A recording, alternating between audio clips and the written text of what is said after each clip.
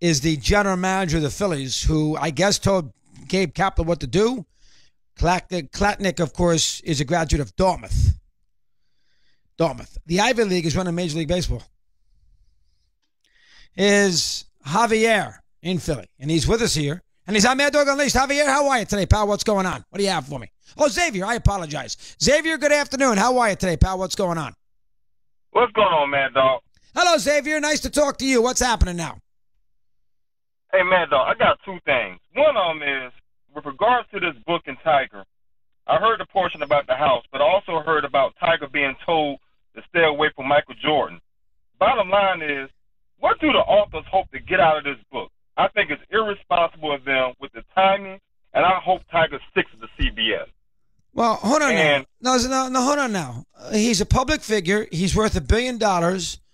Every time he goes on television, you have 1 billion people watching him. You mean to tell me you are not interested in how Tiger got to be Tiger? As a sportsman? Yeah, I just think the timing of this book, I just think it's irresponsible. Why is it irresponsible, man? Hold on now. What do you mean irresponsible? Their job is to sell copies of the book. They got paid to sell copies of that is their job. Their job is not to say, their job is to get the most exposure they can for their book. So you put the book out 10 days before the Masters. That's what you do. That's what the book companies do. That's what an author does. His idea is Tiger didn't help him write the book. Tiger has nothing to do with the book. But Tiger is a public figure making billions of dollars, who has made a ton of money, who's a huge magnet, and these two are Hall of Fame writers, and they decided to write a book about Tiger. What's the matter with that? Well, quite frankly, I want to see Tiger resurrect himself, and I'm not interested in all of this negativity that's going on with Tiger. Well, no, the book is, I read you, Xavier, I read you, and good call. I read you a negative passage. There's plenty, the guy has won 14 majors. I mean, there's plenty of things in there that are an incredible what he can do in golf and how great he is and how hard he worked and how hard he practiced and his incredible concentration and all that.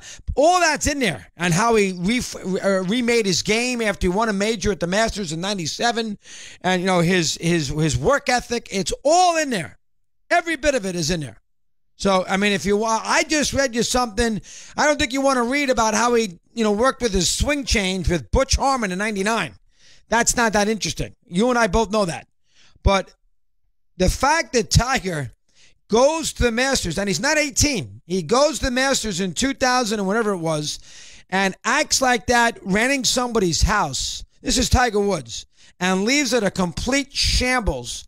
And never picks up the phone, never asks the woman, thank you, tell her anything nice, has the assistant, who didn't even tell Tiger about this probably, send the flowers.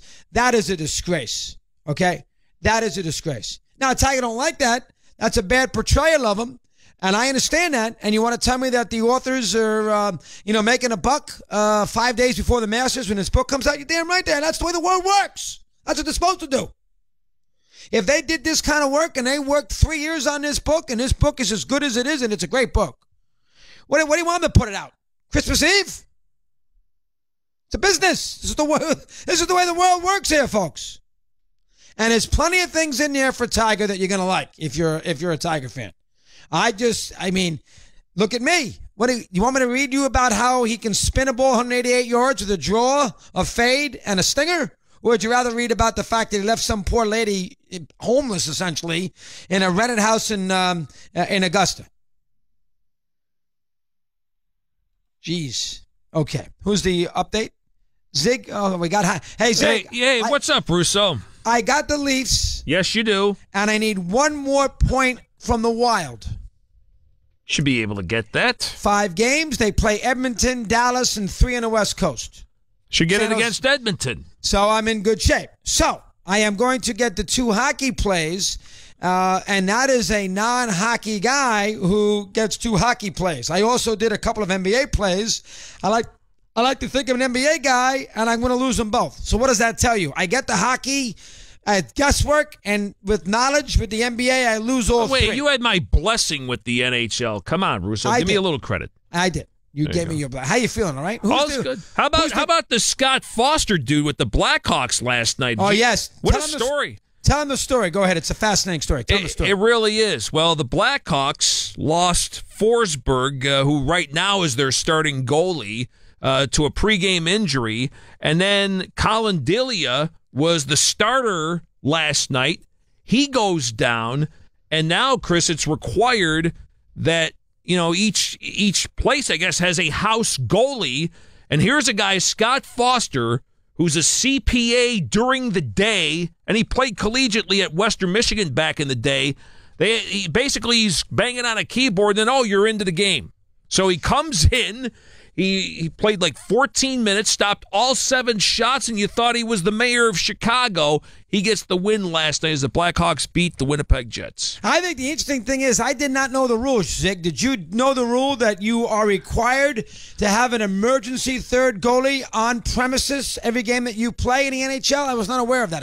So that surprised me. Yeah, it's something you don't see every day, obviously, but there are emergencies that come in. So there's like resident house goalies in the house. You may be sitting next to them if you're in the stands, for all you know. And how about the road team in that situation? How's it work for the road team if they lose 2 goalies? Do you know? That I'm unclear on, but I would think they'd have to have. I think they play for either team. Oh, they play for either team? I think they have certain goalies so they play for either team. Either. So he could have played for Winnipeg last night. That is good job, Zig. Good job by Colin knowing the rule. Verkazi's got a sports fight. We'll come right back here on Mad Dog.